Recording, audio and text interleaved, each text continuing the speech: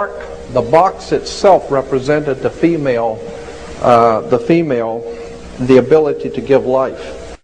Jordan Maxwell is quite matter-of-factly telling us that the real meaning of the Jewish Ark of the Covenant is not what the Jewish people wrote about extensively, but instead what Helena Blavatsky said in her book The Secret Doctrine.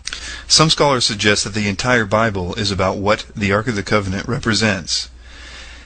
But all parties do agree that, according to the Hebrews, it did not represent the female ability to give life. This version is only found in Freemasonry. And it is also very suspicious why Maxwell continually tells us that true history is the mystery school history. And so the priest would drop blood in front of the ark, representing the menstrual cycle of the female.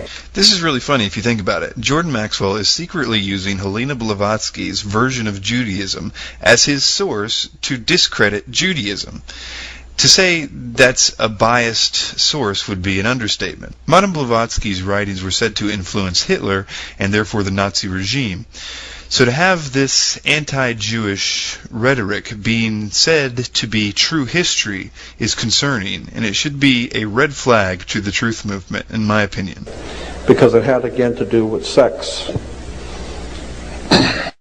If you don't believe me, listen to Jordan Maxwell blame all the world's problems on Judaism. So Judaism today is the most eclectic religion on the face of the earth. Virtually nothing of what it teaches is true. Virtually nothing of its supposedly background is true. And consequently, the world is filled with violence, bloodshed, or disorder. Good people are dying. There are children who are starving. Our world is in trouble. Solomon's temple. We're told about King Solomon's temple. Incidentally, there was no King Solomon. So don't look for King Solomon in history, because there was no King Solomon. I didn't take Maxwell's advice on this one, and I did look.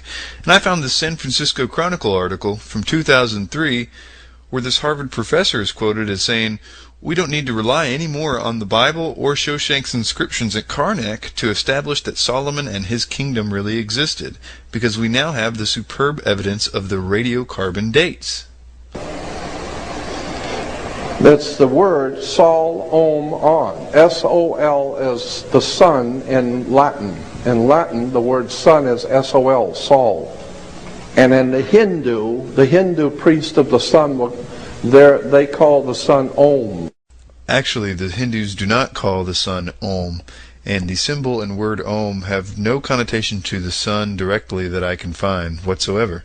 Remember the priest of Om? They chant Om. And On is the city of the sun. The Greeks call it Heliopolis. It's called Heliopolis to this day. But the Egyptians, Heliopolis. Heliopolis means the city of the sun. The city of the sun, Heliopolis in Greek, was originally called in the Egyptian On. Look.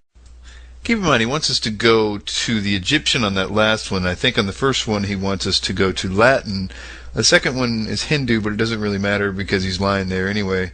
But the important part here is that the Hebrew people never even used the word Solomon. They used the word Shlomo, and the word Solomon comes from the Latin or Greek.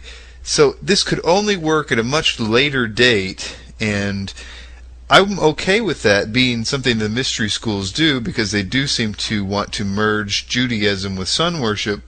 But Maxwell never seems to suggest that. He's always suggesting that it is the true history and that Solomon never existed, which is odd because it falls in line with what the mystery schools want us to believe and what they believe. Look it up in any dictionary, O-N. That's why when you walk into a room, you flip a switch on.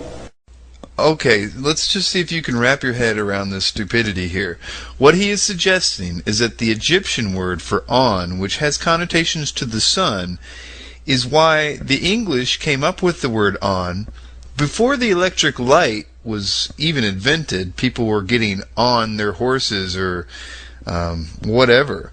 So to say that the word on was invented anticipating our electric light, or to say that when they were trying to decide what to call the thing you would do to flip a switch of the new electric light, the Masons stepped in and said, "We shall call it on."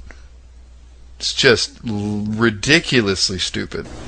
Because On was the city of the sun in Egypt. So the three words for the sun in the three esoteric languages of the world is Sol, Om, and On, Solomon. Look at the ground plan for Solomon's temple. Here's what it really is. You'll see the male phallic, and it's within the female. So the whole temple of Solomon, the holy is the male phallic, and the most holy is the head of the penis, and it goes into the female, which is called the temple of Solomon, the temple of life. And consequently, Solomon's temple was merely a representation of the sex act. This is a little complicated, but Maxwell is telling you what Blavatsky believes, and he's also telling you what Albert Pike believes, and just about every Mason believes about the temple. They regard it as very, very symbolic and very important. The main problem is that the Hebrew people wrote more extensively about it, and much more ancient and detailed writings about the temple, and their descriptions and reasoning for symbolism is vastly different than the modern writings of Blavatsky and Albert Pike. But this doesn't stop Maxwell from telling you which one is real and which one isn't. It's actually a symbol of Hiram Abiff, who the Masons believe to be a master Mason, and they actually don't really believe he was real either. They see him as a symbol of Osiris and the Osiris cycle of death and resurrecting. It is this tradition that is played out in Skull and Bones of the laying in the coffin and being reborn. That's why George Bush can say that he is born again when people ask him if he's a Christian.